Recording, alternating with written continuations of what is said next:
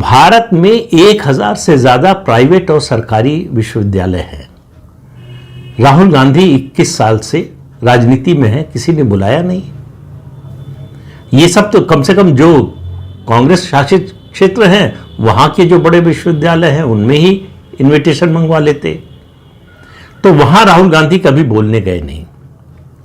शुरू में 1-2 संस्थानों में गए थे और वहां जिस तरह से उसके बाद उनका मजाक बना, उसके बाद उन्होंने छोड़ दिया। उन्होंने कहा कि भारत में कोई शिक्षण संस्थान ऐसा नहीं है जहां जाया जा सके जो मेरे स्टैंडर्ड का हो।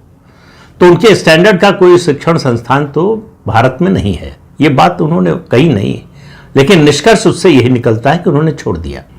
अब कोलंबिया से उन्होंने जो बोला है, एक बार फिर से उसी झूठ को दोहराया है कि भारत में जनतंत्र खतरे में है। तो अगर भारत में जनतंत्र खतरे में है तो कोलंबिया क्या करेगा? कोलंबिया में कौन सा जनतंत्र है? उसका राष्ट्रपति अभी यूएनजीए की बैठक में न्यूयॉर्क गया था। वहां कुछ लोग जो है हमास के समर्थन में प्रदर्शन कर रहे थे, उनके बीच में गया, माइक ले लिया और कहा कि मैं अपील करता हूं कि अमेरिका की सेना अपनी सरकार की बात न सुने, न्यूयॉर्क की पुलिस अपनी सरकार की बात न सुने। अमेरिका ने 2 घंटे में उसको डिपोर्ट कर दिया, देश से बाहर निकाल दिया। ऐसे देश में गए थे राहुल गांधी। लेकिन देश विदेश से जरा लौटकर देश में आते हैं, क्या स्थिति है?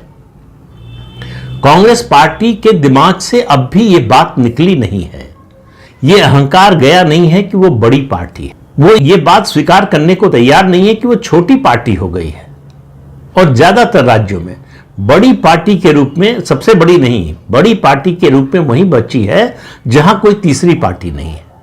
जिस भी राज्य की बात कर लीजिए, जहां भाजपा से सीधे मुकाबला है और तीसरी पार्टी नहीं है, वहां नंबर 2 की पार्टी है तो आप बड़ी पार्टी कह सकते हैं। लेकिन कांग्रेस पार्टी का मुकाबला जहां जहां, मुकाबला या साथ दोनों कह सकते हैं, जहां जहां क्षेत्रीय दलों से है वहां वो पिछलग्गू पार्टी है।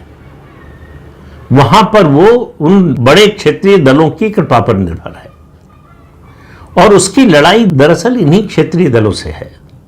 शुरू करते हैं पश्चिम बंगाल से।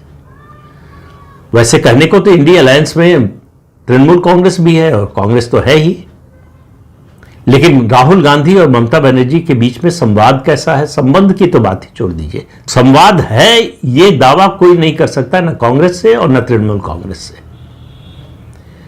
देश का इतना बड़ा राज्य है जहां से लोकसभा की 42 सीटें आती हैं।